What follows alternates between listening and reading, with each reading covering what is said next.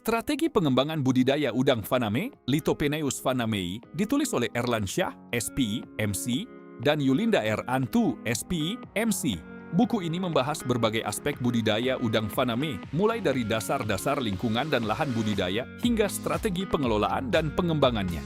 Erlansyah lahir pada tanggal 4 November 1990 di Desa Manunggal Karya, Kecamatan Randangan, Kabupaten Pohuwato.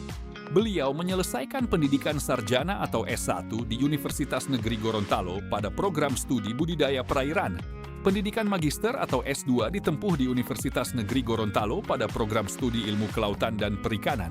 Saat ini beliau menjadi dosen di Universitas Nahdlatul Ulama Gorontalo pada program studi S1 Sosial Ekonomi Perikanan. Yulinda R. Antu lahir pada tanggal 3 April 1992 di Kecamatan Paguyaman, Kabupaten Boalemo, Provinsi Gorontalo. Beliau menyelesaikan pendidikan sarjana atau S1 di Universitas Negeri Gorontalo pada program studi manajemen sumber daya perairan. Pendidikan magister atau S2 ditempuh di Universitas Negeri Gorontalo pada program studi ilmu kelautan. Saat ini beliau juga menjadi dosen di Universitas Nahdlatul Ulama Gorontalo pada program studi S1 Sosial Ekonomi Perikanan. Kedua penulis memiliki latar belakang akademik yang kuat di bidang perikanan dan kelautan.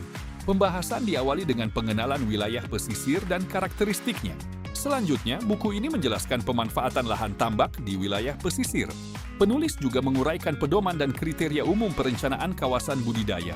Selain itu, dibahas klasifikasi dan morfologi udang Faname sebagai dasar pemahaman biologis dalam kegiatan budidaya.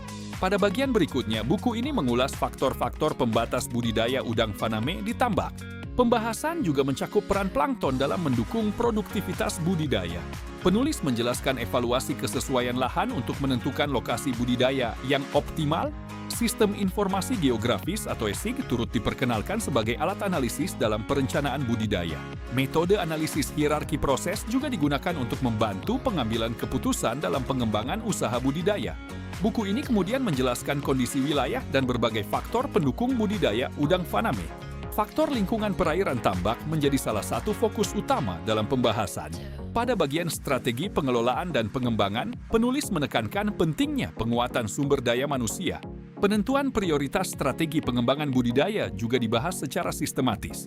Ketersediaan sumber daya manusia menjadi salah satu faktor penting dalam keberhasilan usaha budidaya. Aspek permodalan dibahas melalui pembahasan mengenai peminjaman modal usaha. Selain itu, infrastruktur pendukung juga dijelaskan sebagai faktor yang menentukan keberlanjutan usaha budidaya. Permintaan pasar menjadi pertimbangan penting dalam pengembangan budidaya udang Faname. Kesesuaian lahan budidaya juga menjadi salah satu aspek yang perlu diperhatikan sebelum memulai usaha.